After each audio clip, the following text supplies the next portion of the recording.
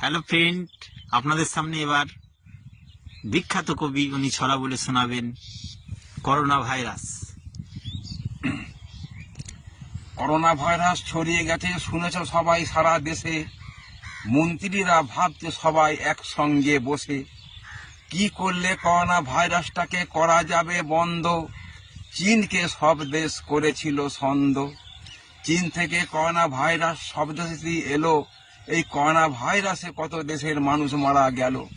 Lockdown করে দিয়েছে আমাদের সরকার, ঘর থেকে বেরোনোর নাই আমাদের দরকার।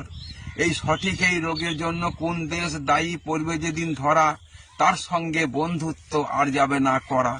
মানুষের জীবন নিয়ে করোনা ছেলে খেলা, এই রোগের ওষুধ পাওয়া যাচ্ছে না এই বেলা। মানুষ হয়ে মানুষের করোনা ক্ষতি, শোক পালন করব আমরা সারা দিন ও রাতি।